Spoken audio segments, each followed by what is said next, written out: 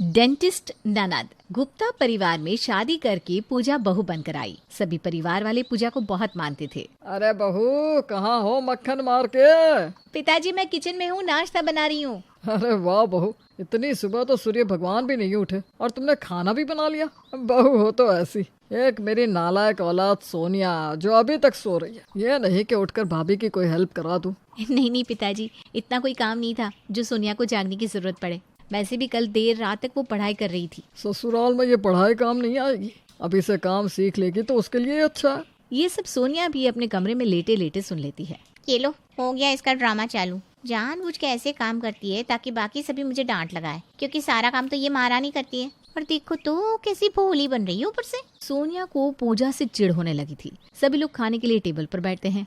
अरे वाह, आज खाना बहुत स्वाद बना है। बहू किसकी है? वो तो है माँ, लेकिन माँ इस सोनिया को समझाओ ना कि सिर्फ ये किताबें काम नहीं आने वाली। शादी के बाद पढ़ाई के साथ साथ अपनी भाभी की तरह घर और बाहर दोनों का काम संभालना आना चाहिए। मेरी चिंता मत करो, मुझे क्या करना है क्या नहीं ये मुझे किसी से सीखने की जरूरत नहीं है। ये लो, इसको कुछ भी इसके भले के लिए बोल दो तो भड़क ही जाती है। माँ पे जो गई है मक्खन मार के। क्या बोले? मैं बिना बात के भड़क जाती हूँ? अरे नहीं नहीं भाग्यवान, मैं तो ये कह रहा हूँ कि आज तुम बहुत सुंदर लग रही हो। हाँ, आप भी। अब तो बच्चे भी बड़े हो गए हैं, कुछ तो शर्म किया करो। सूरज और नमित अपने काम पे चले जाते हैं और पूजा भी पास के ही स्कूल में पढ़ाया करती थी, तो वो भी चली जाती है। इस भाभी का कुछ करना ही पड़ेगा। ये पूरे परिवार के सामने कोई मौका नहीं छोड़ती मेरी बेइज्जती करने का। और भाई और पापा तो कुछ ज्यादा ही उनकी बढ़ाई करते रहते हैं। शाम का वक्त हो जाता है। पूजा चाय बनाकर सोनिया के कमरे में लेकर जाती है, जहाँ सोनिया लेटी हुई थी। ये लो सोनिया, थक गई होगी ना पढ़ाई करके, लो चाय पी लो। अरे नहीं भाभी, थकान ऐसी थोड़ी ना होती है। थकान तो आपके जैसा घर का काम करने में हो जाती है। अरे ऐसा कुछ नहीं है, अपना काम करने में कैसी थकान। हाँ ठीक है, मुझे ज्ञान मत दो आप। और हाँ, मैं सोने जा रही हूँ, मुझे जगाना मत। ये कहकर सोनिया सो जाती है और पूजा उसके कमरे से बाहर आ जाती है। कुछ ही देर में बाकी सभी भी घर आ जाते हैं। अरे पूजा, चाय तो ले आओ। हाँ बस लाई अभी। ये लीजिए चाय। बहू, आज तुम्हें चाय बनाने में देर कैसे हो गई? माँ जी, मैंने सोचा चाय के साथ सभी के लिए पकौड़े भी बना लूं। ये तुमने बहुत अच्छा किया। अरे बहू, बता तो दिया करो, मैं तुम्हारी मदद कर देती। अकेले कितना काम करोगी? क्यों माँ, अब क्यों काम करोगी? सोनिया कहाँ है? वैसे भी पूरा दिन अपने कमरे में रहती है, उसको बोलो ना कि कुछ काम भी करे। अरे इतना भी काम नहीं है कि सोनिया को परेशान करना पड़े। वैसे भी वो पढ़ाई करती है, अभी उसको वही करने दो जिसमें उसका मन लगे। बहुत कर ली पढ़ाई लिखाई। मैंने उसके लिए एक लड़का देखा है, अच्छे खानदान का है। सोनिया वहाँ खुश रहेगी। चलो, कोई काम तो आपने अच्छा किया। हाँ ये तो है। क्या मतलब मक्खन मार के? अजय कुछ नहीं, आप बस मक्खन मार के लड़के वालों को घर बुलवा लो और शादी की बात कर लो। बहू, जाकर सोनिया को बुला लो, लड़के की फोटो देख ले।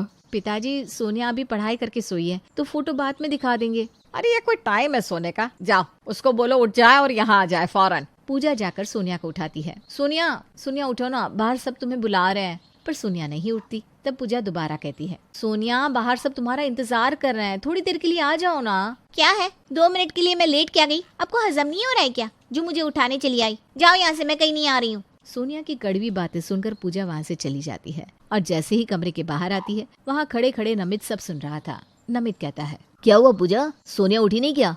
नहीं, वो उठ रही थी लेकिन मैंने ही मना कर दिया। अरे काफी थक गई है, थोड़ी देर सोने देते हैं ना। नमित जाता है और बाल्टी में पानी लेकर सोनिया के ऊपर डाल देता है, जिससे सोनिया गुस्से में कहती है, पागल हो गया क्या भाई, पानी क्यों डाला?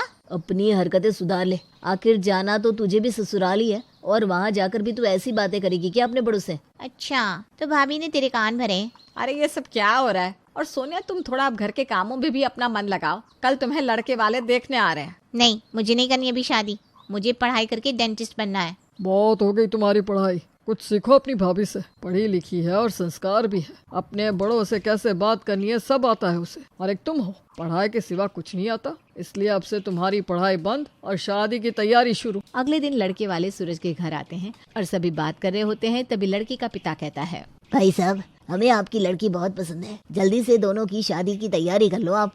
अरे वाह, ये तो बहुत अच्छी बात है। बस लेन देन शादी से पहले कर लेना, ताकि हम भी आपकी बेटी के हिसाब से सब मैनेज कर पाए। उसकी पसंद का कलर, लहंगा, कार ये सब भी तो करना है। जी बिल्कुल, आप उसकी चिंता न करें। अगले महीने ही शादी कर लेते हैं और शादी में कोई कमी नहीं होगी, इसकी जिम्मेदारी मेरी। वाह बेटे, चलो जी हम चलते हैं। लड़के वाले चले जाते हैं। देखो तो लड़का कितना अच्छा है, बाहर देश में नौकरी करता है। शादी के बाद सोनिया भी बाहर देश चली जाएगी। पापा वो सब तो ठीक है, लेकिन आपने लड़के के परिवार के बारे में देखा कुछ? और वैसे भी इतनी जल्दी क्यों है शादी की? मेरे एग्जाम है अगले महीने, मुझे फीस भी भरनी है। अगर मैंने एग्जाम नहीं दिए तो मैं डेंटिस्ट नहीं बन पाऊंगी। आप मुझे पैसे दे दो ताकि मैं फीस भर दूं। अरे तुम जाकर ना अब किचन में काम करो, यहाँ तुम्हारे बड़े हैं ना ये सब देखने के लिए, और कोई एग्जाम नहीं दे रही हो तुम। पूजा भी ये सब सुन रही थी। पूजा सोनिया की कॉलेज फीस भरने के लिए अपनी एक दोस्त को फोन करती है। हेलो नेहा। हाँ पूजा, क्या हुआ? अच्छा तुम सोनिया के कॉलेज में ही हो ना? हाँ हाँ बताओ ना।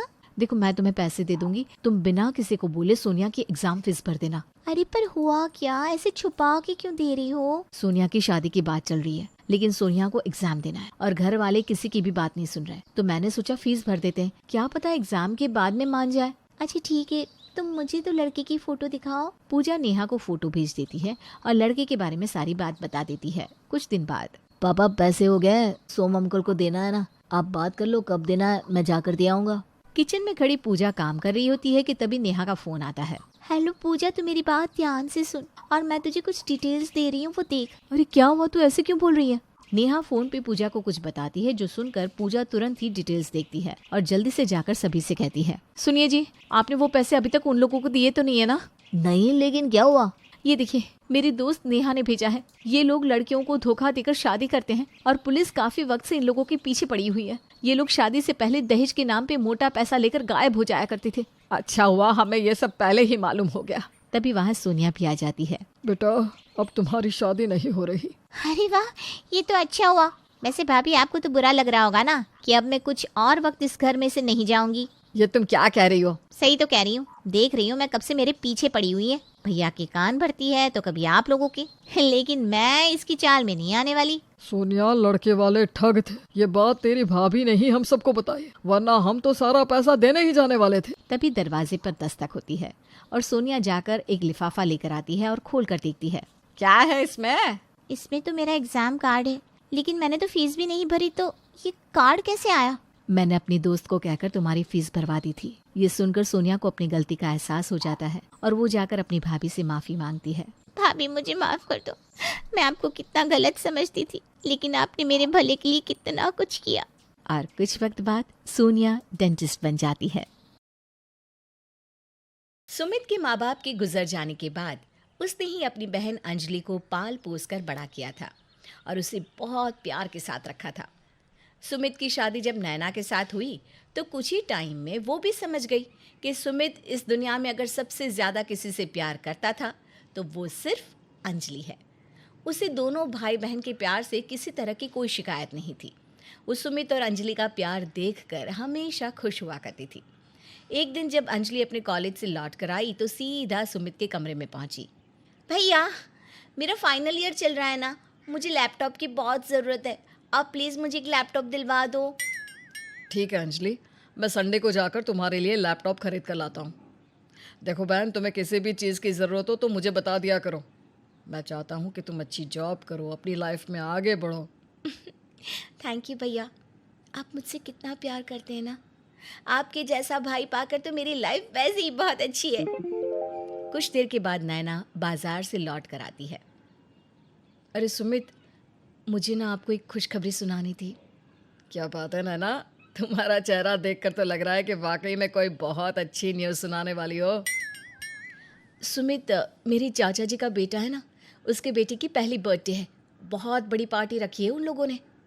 अरे वाह यार, ये तो बहुत अच्छी बात है। वैसे भी कितने दिनों से किसी पार्टी में गए नहीं, बोर हो रहे थे। चलो अच्छा है, इसी बहाने आउटिंग हो जाएगी। सुमित, तुम तो जानती हो ना मेरे चाचा जी बहुत पैसे वाले हैं, उनके यहाँ पर पार्टी में बहुत बड़े बड़े लोग आने वाले हैं। हाँ नैना जानता हूँ, लेकिन इसमें परेशान होने वाली क्या बात है? अच्छा है ना, पैसे वाले लोग हैं, पार्टी भी अच्छी होगी। सुमित, मैं ये कह रही थी कि मुझे एक छोटा सा नेकलेस दिलवा दो ना। देखो मेरे पास ना डायमंड की कोई ज्वेलरी नहीं है, और जो साड़ी मैं पहनने का प्लान बना रही हूँ उस पर तो सिर्फ डायमंड की ज्वेलरी ही अच्छी लगेगी। नैना बात तुम्हारी सही है, लेकिन वो क्या है ना यार, इस महीने का थोड़ा बजट का प्रॉब्लम है। अच्छा जी, क्या प्रॉब्लम है? क्या आपको भी अपने लिए कुछ खरीदना है? अगर ऐसी बात है तो ठीक है। नहीं नहीं नैना, बात ये नहीं है। वो क्या है ना, अंजलि को एक लैपटॉप चाहिए था। अगर मैं उसके लिए लैपटॉप खरीदूंगा तो फिर तुम्हारे लिए ज्वेलरी खरीदना थोड़ा मुश्किल हो जाएगा ना। देखिए, अगर अंजलि का लैपटॉप अर्जेंट नहीं है तो आप प्लीज़ मुझे ज्वेलरी दिलवा दो ना। अगले महीने आप उसके लिए लैपटॉप खरीद लेना, मुझे कोई प्रॉब्लम नहीं है। देखो नैना, लैपटॉप उसके लिए अर्जेंट नहीं है, लेकिन फिर भी मैं जानता हूँ कि अगर मैंने उसे अभी नहीं दिलवाया तो वो उदास हो जाएगी, और मैं अपनी बहन को उदास नहीं देख सकता। ठीक है, आप अंजलि को लैपटॉप दिलवा दीजिए। वैसे भी उसकी पढ़ाई लिखाई की चीज़ है, इसमें हमें किसी तरह का कॉम्प्रोमाइज़ नहीं करना चाहिए। कुछ दिनों के बाद अंजलि के कॉलेज में एक पार्टी थी। अंजलि उस पार्टी में जाने के लिए तैयार हो रही थी। उसी वक्त नैना को भी अपनी सहेलियों के साथ किसी पार्टी में जाना था। अंजलि और नैना दोनों अपने अपने कमरे से तैयार होकर बाहर आई। अंजलि ने बहुत शॉर्ट सा ड्रेस पहना हुआ था और नैना ने सिंपल सा जीन्स टॉप।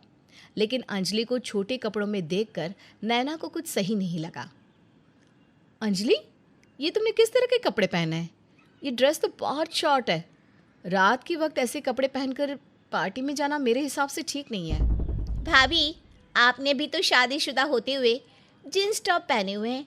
जब आप शादी के बाद भी जीन्स पहन सकती है तो मैं तो अभी कॉलेज में पढ़ती हूँ। मेरे कहने का वो मतलब नहीं था अंजलि, मैं बस तुम्हें समझाना चाहती हूँ कि तुम थोड़ा ठीक ठाक सा ड्रेस पहन सकती हो ना। नैना, अंजलि ठीक ही तो कह रही है। वो एक कॉलेज में पढ़ती है, उसके साथ पढ़ने वाली सारी लड़कियां इसी तरह के कपड़े पहनती होंगी। अरे तुम अपने आप को देखो ना, तुमने भी तो जींस टॉप पहना है। सुमित, यहाँ पर बात कंपैरिजन की नहीं है। मैं अपनी सहेलियों के साथ घर पर पार्टी करने जा रही हूँ। मैंने पूरे कपड़े पहने हैं, मेरी शादी हो चुकी है और अंजलि अकेले घर से बाहर जा रही है। मुझे ठीक नहीं लगा, इसलिए मैंने बस टोक दिया। तुम जाओ अपनी पार्टी करो, मेरी बहन का जो मन होगा वो करेगी। पता नहीं शादी के बाद कैसा घर मिले, अभी मैं उस पर किसी भी तरह की कोई रोक टोक नहीं लगाना चाहता। और इस तरह से सुमित अंजलि को समझाने के बजाय हर बार नैना को किसी न किसी बात पर टोक दिया करता, पर नैना को इन बातों का कभी बुरा नहीं लगा। एक दिन ऑफिस से आने के बाद सुमित ने एक बड़ा सा मिठाई का डिब्बा नैना को देते हुए कहा, नैना, वो दिल्ली वाले मामा जी हैं ना, वो हमारे घर आने वाले हैं, इसलिए मिठाई ले आया हूँ। मामा जी सुबह ही आ जाएंगे। ये तो बहुत अच्छी बात है सुमित। अच्छा ये बताइए, उन्हें खाने में क्या पसंद है? सुबह का खाना मैं उनकी पसंद के हिसाब से ही बना दूंगी। देखो नैना, खाने का तो मुझे नहीं पता, लेकिन अंजलि से बहुत प्यार करते हैं मामा जी, इसलिए जो भी बनाओ अंजलि की पसंद का भी होना चाहिए। अंजलि की पसंद का खाना तो मैं रोज़ बनाती हूँ सुमित, लेकिन आज मामा जी के लिए कुछ स्पेशल बनाती हूँ ना। अरे मामा जी इस उम्र में कौन सा बहुत खाने वाले हैं, अगर मेरी अंजलि खुश तो दुनिया खुश। ठीक है सुमित, जैसा आप कहते हैं वैसा ही करूँगी मैं। अगले दिन सुबह के वक्त, अरे बेटा सुमित, नैना बहू, कैसे हो तुम लोग? अंजलि कहीं नजर नहीं आ रही बेटा। नमस्ते मामा जी। वो कहना अंजलि कॉलेज गई है, लेकिन दोपहर तक वापस आ जाएगी। आपके आने की खबर सुनकर बहुत खुश थी। हाँ मामा जी, आप तो जानती हैं कि वो कितना क्लोज है आपसे। मुझे भी मेरी अंजलि बिटिया बहुत प्यारी है। जब से मेरी बहन इस दुनिया को छोड़ कर गई, तब से अंजलि के अंदर ही मुझे अपनी बहन नज़र आती है। मेरी तो आंखें तरस रही है अपनी बेटी से मिलने के लिए। ज़्यादा इंतज़ार नहीं करना पड़ेगा आपको, खाने के वक्त से पहले आ ही जाएगी आपकी प्यारी बेटी। दोपहर के वक्त तक अंजलि कॉलेज से लौटकर आ जाती है। मामा जी कैसे हैं आप? देखिए, आपके लिए मैं कॉलेज अधूरा छोड़कर भाग कर आ गई। आपसे मिलने के लिए बहुत उत्सुक थी मैं। मेरी बेटी कितनी बड़ी हो गई हो और कितनी सुंदर भी। और ये कपड़े तो तुम पर बहुत जचते हैं। रानी बिटिया, यहाँ आओ, मेरे पास बैठो। ये बताओ, कोई परेशानी तो नहीं है ना? परेशानी क्यों होगी? सुमित भैया मुझसे इतना प्यार करते हैं, बहुत ख्याल रखते हैं मेरा। और नैना बहू, मेरा मतलब तुम्हारी भाभी, वो तुम्हारा ख्याल रखती है या नहीं? अब क्या बताऊँ आपको, मम्मी पापा होते तो बात ही कुछ और थी। वो भाभी है मेरी, लेकिन ठीक ही है, अब क्या कह सकती हूँ उसके बारे में। अरे नहीं नहीं बेटा, तुम्हारे मम्मी पापा नहीं हुए तो क्या हुआ, तुम हमारे लिए हमारी सगी बेटी हो। बताओ क्या किया नैना बहू ने? ऐसा तो कुछ किया नहीं है मामा जी, लेकिन हर बात पर मुझे टोकती रहती है। मेरे कपड़ों पर, खाने पीने की चीज़ों पर, यहाँ तक कि भैया अगर मेरे लिए कुछ खरीद कर लाना चाहते हैं तो उस पर भी प्रॉब्लम क्रिएट कर देती है। नैना को देखकर ऐसा लगता तो नहीं है, लेकिन अगर ऐसी बात है तो मैं उसे समझाऊंगा। नैना उस वक्त वहाँ पर नहीं थी। कुछ देर के बाद जब वो मामा जी सुमित और अंजलि के लिए खाना लगा देती है और सब लोग खाना खाने लगते हैं। अरे क्या बात है बहू, तुमने तो पालक पनीर भी बनाया है। हमारी पसंद का बहुत ख्याल रखा है। घर के बाकी लोगों का भी ख्याल रखा करो बेटा। जी बिल्कुल मामा जी, पर मैं आपकी बात समझी नहीं। घर में तो सिर्फ सुमित और अंजलि है और मैं उन दोनों का अच्छे से ख्याल रखती हूँ। अब बहू कहने से क्या होता है, हम अच्छी तरह से देख सकते हैं ना। क्या भाभी, आपने मेरी चॉइस की कोई चीज़ नहीं बनाई। सुबह भैया ने आपसे क्या कहा था? अंजलि तुम्हें पालक पनीर बहुत पसंद है और ये सेवइयाँ वाली खीर, ये दोनों ही स्पेशल तुम्हारे लिए ही तो बनाई है मैंने। लेकिन भाभी आप जानती हैं ना, आजकल मैं मीठा अवॉइड करती हूँ और पालक पनीर तो मैंने कब से खाना छोड़ दिया है। मुझे माफ़ कर दो अंजलि, मुझे लगा ये सब तुम्हें पसंद है इसलिए। देखो बहू, तुम्हारे सास ससुर नहीं है और अंजलि तुम्हारी ननद है। तुम्हें उसका अच्छे से ख्याल रखना चाहिए। तुम्हारे और सुमित के अलावा उसका इस दुनिया में है ही कौन। मामा जी ऐसी बात नहीं है, नैना बहुत अच्छे से सबका ख्याल रखती है। अभी आप खाना खाइए, हम इस बारे में बाद में बात करते हैं। सुमित मामा जी की और अंजलि की बातें सुनकर हैरान था। क्या वो अपनी बहन का साथ देगा या फिर उसे समझाएगा? जानने के लिए देखिएगा इस कहानी का अगला भाग।